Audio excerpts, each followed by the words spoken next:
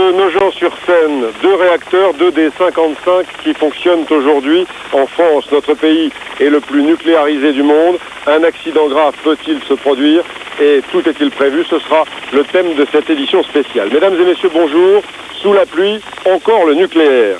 Comme moi, vous avez sans doute été profondément choqués hier et bouleversés hier. J'étais à Tchernobyl. Une tragédie, 4 ans après, tragédie pour tout un peuple. Mais 8 Français sur 10 redoutent aujourd'hui qu'un accident se produise en France. Hier donc, Tchernobyl, Nogent-sur-Seine, parce qu'hier j'étais à Tchernobyl et qu'on ne pouvait pas évoquer la catastrophe de Tchernobyl 4 ans après et ses conséquences dramatiques sans parler aussi de la France. Tout simplement parce que quand il y a un accident nucléaire, il y a un nuage radioactif et que ce nuage radioactif pollue d'autres pays que la centrale elle-même. Vous avez vu qu'hier des villages étaient évacués jusqu'à 300 km de cette centrale. Le nuage radioactif de Tchernobyl a pollué en fait la moitié de la planète. D'abord, bien sûr, l'Europe. Et pourtant, on avait le sentiment il y a 4 ans, on a aussi le sentiment 4 ans après, que la France à l'époque n'a pas réagi, un peu comme si le nuage radioactif avait besoin d'un passeport pour passer notre frontière. 10 jours d'un grand cafouillage qui est allé du silence au mensonge, Bertrand Aguirre. Samedi 26 avril 1986, 1h du matin, le 4e réacteur de la centrale nucléaire de Tchernobyl explose, projetant un nuage de poussière radioactive à plusieurs centaines de mètres d'altitude. 2 jours plus tard, un employé d'une centrale suédoise détecte une radioactivité ambiante anormalement élevée. Poussé par des vents d'est et nord-est, le 30 avril, le nuage radioactif survole la quasi-totalité de l'Europe. On a fait tellement de catastrophisme sur le plan du nucléaire qu'on risque de déclencher des paniques. Alors je voudrais bien dire ici clairement que même pour les Scandinaves, la santé n'est absolument pas menacée. Ça ne menace personne actuellement, sauf peut-être dans le voisinage immédiat de l'usine. Et encore, c'est surtout dans l'usine que je pense que les Russes ont admis qu'il y avait des personnes lésées. Chargé en France du contrôle et de la prévention de la radioactivité, Pierre Pellerin affirmait donc le 29 avril 86, sans aucune donnée précise, que Tchernobyl n'était qu'un accident mineur sans conséquences importantes. Le même jour, ses services télexaient qu'aucune élévation significative de la radioactivité n'avait été repérée sur notre territoire.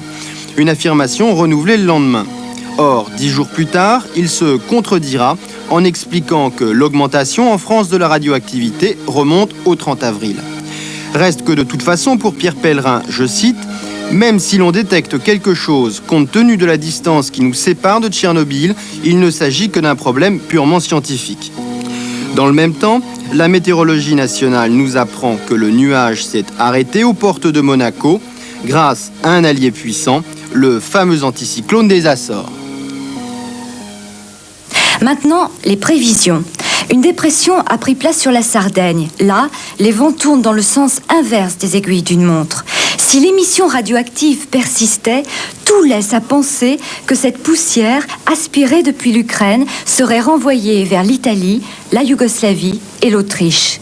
En France, l'anticyclone des Açores s'est développé. La météo affirme qu'il restera jusqu'à vendredi prochain suffisamment puissant pour offrir une véritable barrière de protection.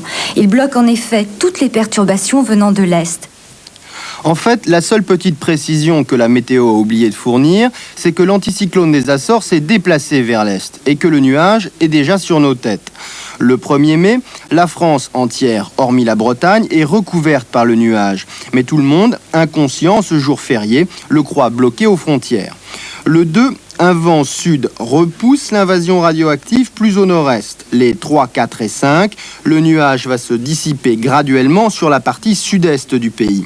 Il faudra attendre le 10 mai pour connaître les premiers résultats chiffrés de la radioactivité qui nous a touchés. En France, nous sommes montés là à 100, 200 fois, même 300 fois ce qu'on avait, 400 dans certains points. Et puis, il y avait une zone qui était épargnée 400 fois supérieure à la radioactivité à ce que nous avions avant. Ouais. Ça, c'est les chiffres qu'on découvre aujourd'hui. Voilà. Étonné par ce retard, chacun se demande pourquoi il n'a pas été informé plus tôt. Réponse édifiante.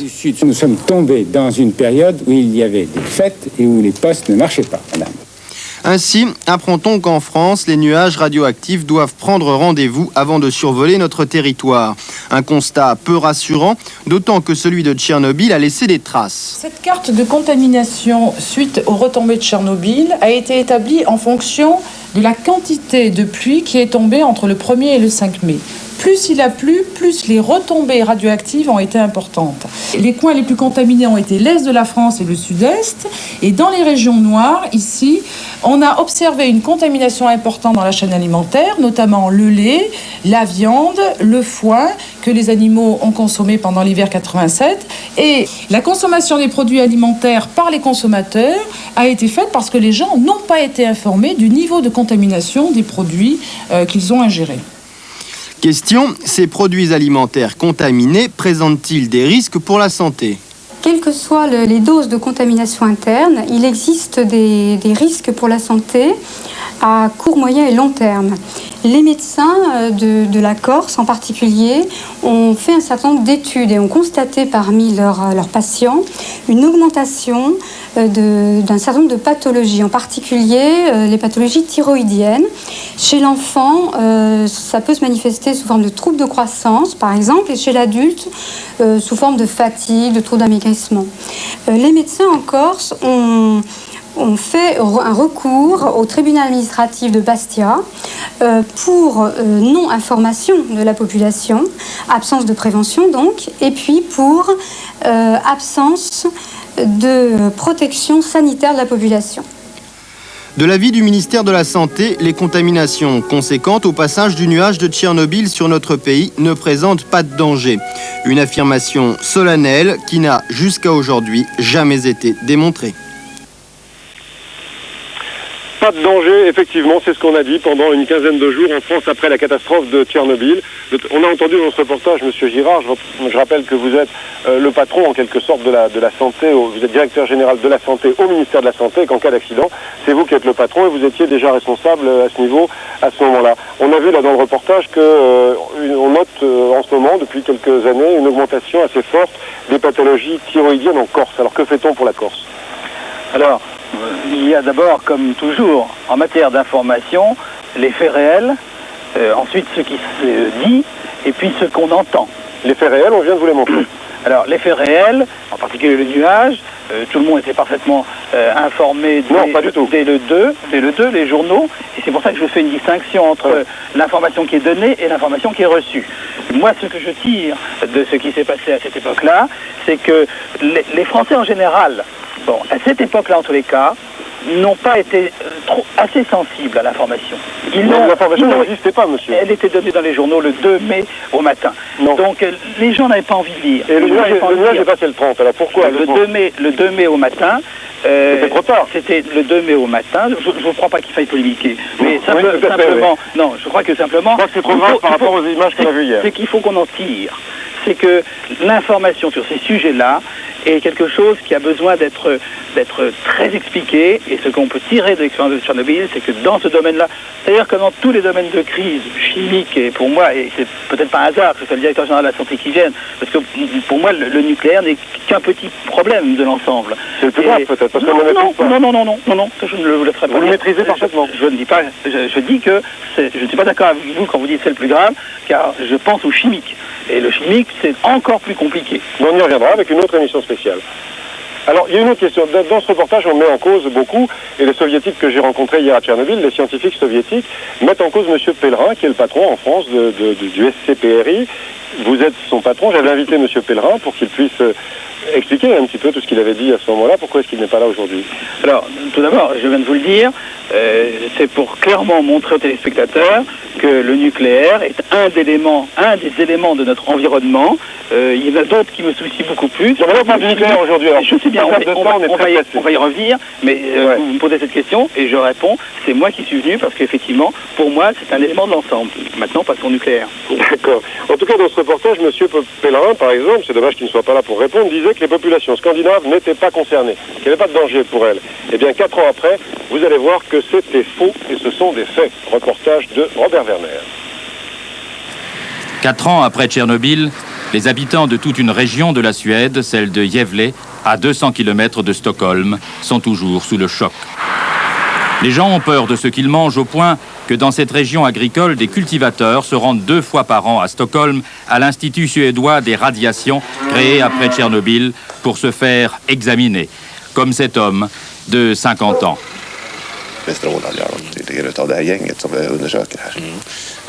Lui, il est contaminé, mais il n'est pas le seul, mais celui qui est le plus contaminé du groupe qu'on a examiné. Oui, on sait très bien que si on consomme du gibier, les niveaux de radiation vont augmenter. Plus jamais Tchernobyl. Des milliers d'affiches comme celle-ci sont distribuées à travers toute la Suède, où de nombreux lacs subissent encore les effets de l'explosion nucléaire. Comment se porte ce lac? Avant Tchernobyl, on pouvait pêcher tous les jours dans nos lacs de la région.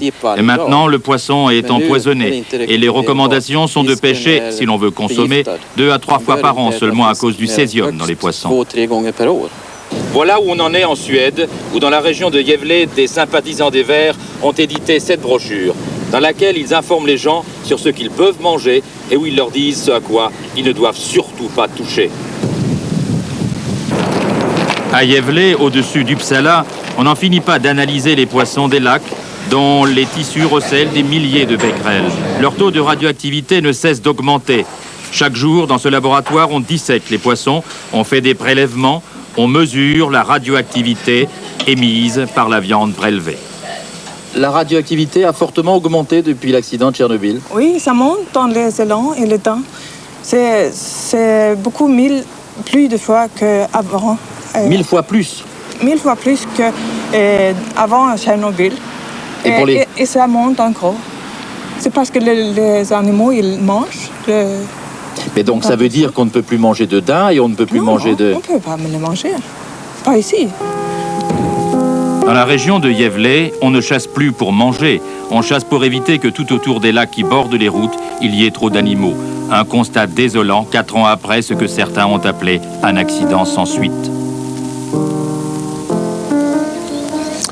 Voilà, vous voyez qu'il n'y a pas qu'à Tchernobyl où l'on s'intéresse encore aujourd'hui aux conséquences de la catastrophe. Et puis, je vous l'ai dit, on l'a vu tout à l'heure, le nuage est passé au-dessus de la France. Alors, en dehors de la polémique sur la date à laquelle on a annoncé le passage de ce nuage ou pas, conséquence aujourd'hui, dans la région la plus touchée sans doute, le sud-est. C'est un autre reportage de Bertrand Aguirre. La Drôme fut l'un des départements français les plus touchés par le passage du nuage de Tchernobyl. La contamination des produits agricoles y a atteint des records nationaux. Devant cette situation, les paysans drômois se sont retrouvés bien seuls. Les consommateurs se sont posés des questions et ont arrêté d'acheter des produits frais. Tout ceci nous a amené à essayer de savoir exactement si notre produit était sain ou s'il était touché par le nuage. Ce qu'il faut remarquer, c'est que les produits qu'on a pu faire analyser, c'était presque 15 jours après la contamination. Bon, des asperges, ça pousse tous les jours et on les ramasse tous les jours. Celles qui ont pu être le plus touchées étaient celles qui ont été consommées de toute façon. Et c'est les clients habituels qui, étant informés par la presse du passage du nuage, ont boudé nos produits. Vu qu'on ne pouvait pas leur donner de résultats d'analyse. En France, il n'existe qu'un organisme officiellement chargé de contrôler la radioactivité de l'air et des denrées alimentaires. Un monopole qu'un groupe de scientifiques drômois, après l'expérience de Tchernobyl, ont décidé de briser. Depuis, dans un laboratoire indépendant, la CRIRAD, ils effectuent régulièrement des mesures de contrôle. Nous venons de placer un échantillon de chanterelle en tube qui a été prélevé dans un marché dans le 13e arrondissement de Paris et qui a été prélevé en 90 dans le Lot-et-Garonne. Nous observons ici des pics qui représentent des particules radioactives provenant des retombées de l'accident de Tchernobyl. Et après quantification, nous pouvons dire que dans cet échantillon de chanterelle en tube, il y a 1200 becquerels par kilo frais, ce qui représente 2 fois les normes de la communauté européenne. En Allemagne, ces champignons dépassant les normes de la communauté européenne seraient interdits à la consommation et seraient retirés de la consommation. Contrairement aux autres pays européens, la France ne dispose donc d'aucune norme concernant la radioactivité des denrées alimentaires. Une attitude particulière que consommateurs et agriculteurs ont de plus en plus de mal à accepter. Et c'est pour qui? C'est pour la ville?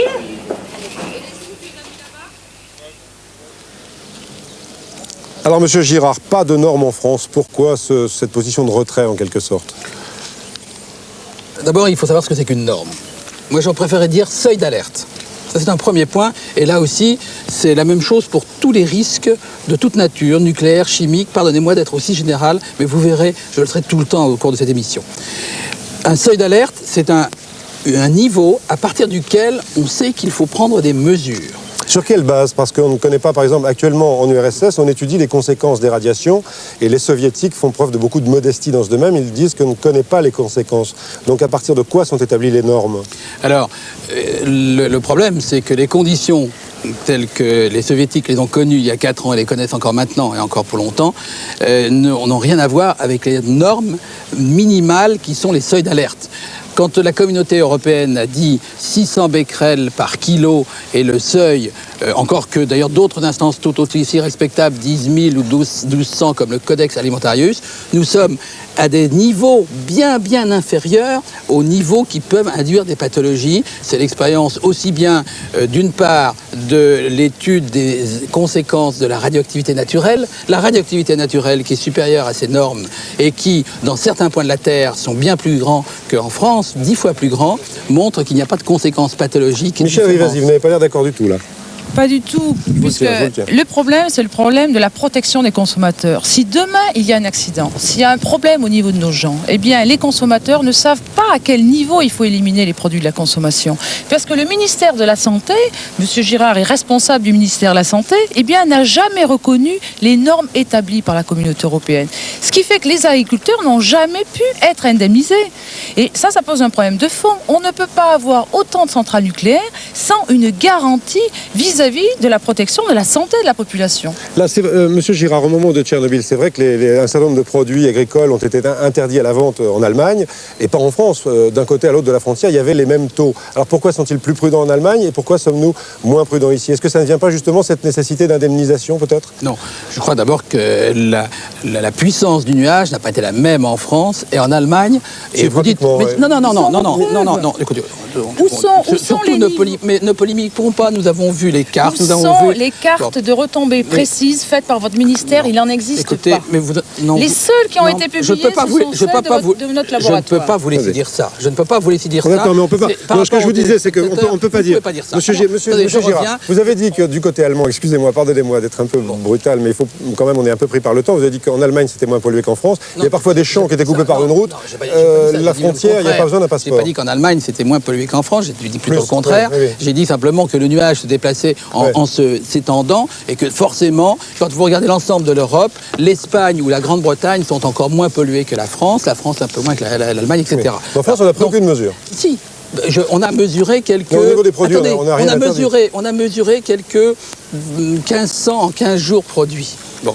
Et sur ces 1500 produits mesurés, dans la première quinzaine, entre le 1er mai et le 15 mai 1986, il y a eu 2 produits. L'un, je me souviens, de l'ordre de 1200 becquerels par kilo, et un autre qui montait jusqu'à 2600 becquerels par kilo. Quand on commence à parler de becquerels, l'un des problèmes que nous avons, nous, informateurs, c'est que personne n'y comprend rien. Parce que les normes sont différentes d'un pays à l'autre, parce que, par exemple, les normes aux États-Unis, les normes maximum sont beaucoup plus élevées qu'en France. On ne comprend pas. On a l'impression que la France, pays nucléaire, tient à tout prix, même au prix de la santé, à défendre son nucléaire. Non, je ne peux pas laisser dire ça. Sinon, le médecin que je suis ne serait pas à la fonction qu'il est. Ça, c'est pas possible de dire des choses comme ça. Pourquoi vous n'établissez pas les normes sur les denrées alimentaires? C'est très important pour la protection des gens. Mais attendez, je peux vous dire que... C'est la seule garantie de pouvoir éliminer des produits de la consommation. Vous ne l'avez jamais fait en France. Une fois que vous avez dit que vous découvrez un kilo de salade à 700 becquerels, c'est-à-dire à 100 de plus que la norme européenne, que nous respectons de la même façon, sauf qu'elle n'est pas traduite dans des textes réglementaires, mais j'ai vérifié sur les 4 ans qui viennent de s'écouler,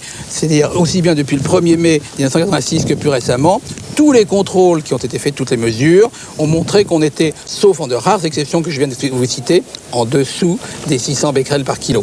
Bien, monsieur Girard, on va arrêter. On s'aperçoit qu'il y a un problème, qu'il y a donc polémique sur ce thème et que 4 ans après Tchernobyl, il y a toujours polémique. On va changer un petit peu de thème. On va abandonner ce problème des normes pour parler vraiment du risque nucléaire. Attendez, on abandonne les normes.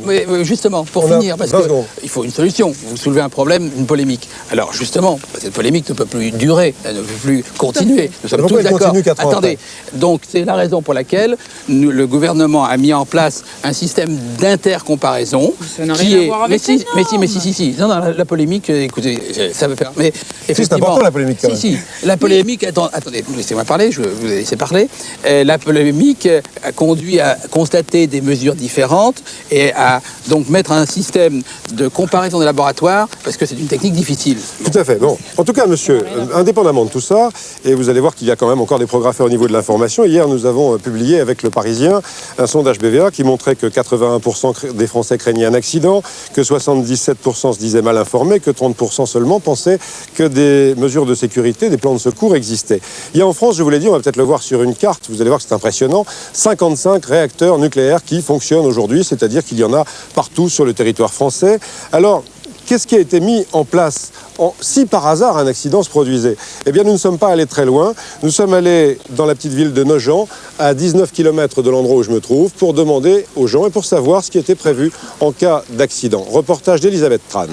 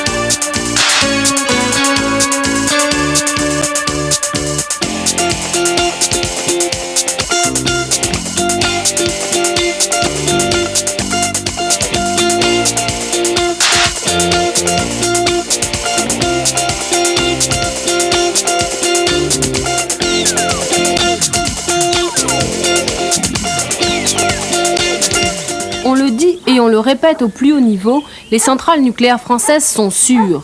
EDF est catégorique, à Nogent, un Tchernobyl-sur-Seine est impossible. À chaque centrale correspond un plan particulier d'intervention mis en œuvre pour protéger la population en cas d'accident nucléaire. Ce plan envisage soit le confinement à domicile dans un rayon de 10 km autour de la centrale, soit l'évacuation dans un rayon de 5 km. Des exercices ont déjà été effectués avec des équipes de secours, mais les Nogentais n'y ont jamais été associés. Dans la mesure où tout est prévu pour mettre en place un système de cette nature, avec l'appui des médias, si la chose devenait nécessaire, je ne pense pas qu'il soit utile d'aller dans un premier temps jusqu'à la réalisation matérielle sur le terrain. Il faut voir les limites de ce genre de choses, parce que finalement c'est quelque chose que vous mettez dans un coffre, qui rassure les autorités parce que ça a été fait, mais comme on ne fait pas l'effort d'en discuter avec les gens qui risqueraient finalement de le mettre en œuvre, eh bien, à mon avis, ça ne sert à rien. Faute d'exercice pratique, les consignes de sécurité élémentaires devraient être connues de tous. Une brochure a été distribuée dans la ville.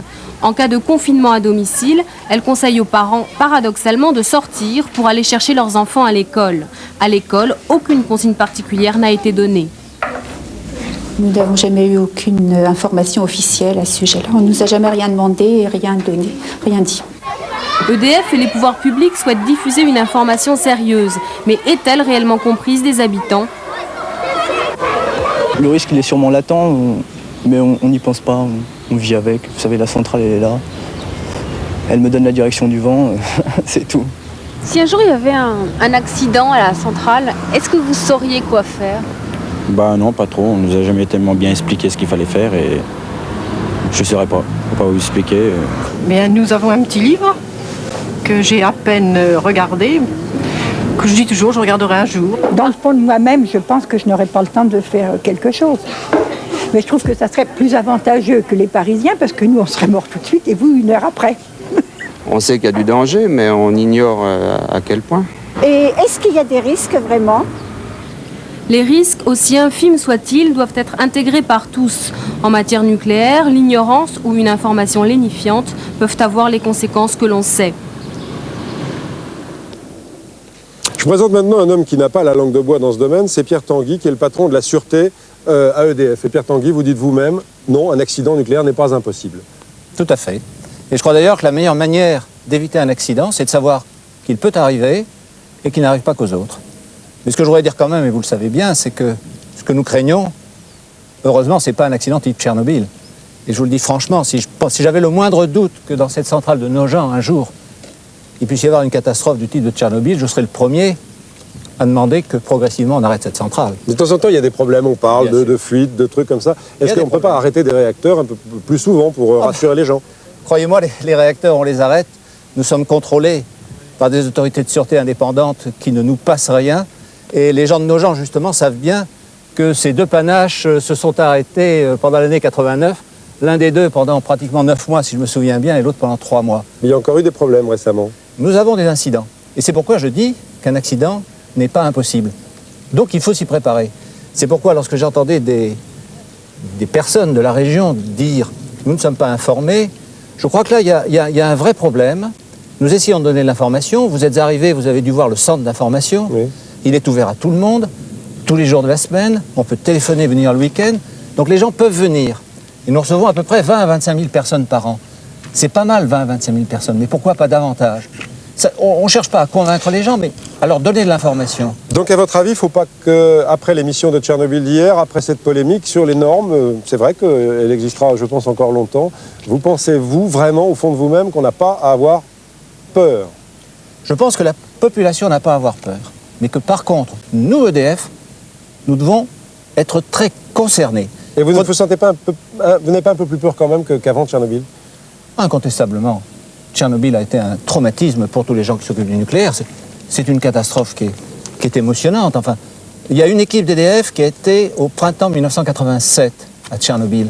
Et je vous assure qu'ils sont revenus, après avoir été sur place, en disant on ne peut pas avoir un Tchernobyl chez nous, c'est pas pensable. Donc, oui, Tchernobyl nous concerne, tout à fait. Et ce que nous disait l'un des physiciens nucléaires hier, si un nouveau Tchernobyl se produisait en URSS ou ailleurs, le monde n'y survivrait pas. Dernier élément, merci Pierre Tanguy, dernier élément, celui de l'information. On a vu qu'il y avait au moment de Tchernobyl une sorte de monopole sur l'information.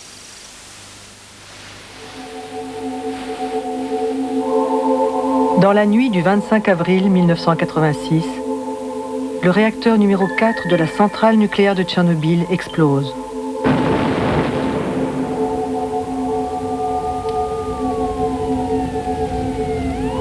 Des gaz radioactifs s'élèvent à plus de 1000 mètres d'altitude et 70% de la radioactivité retourne autour de la centrale et sur le territoire biélorusse.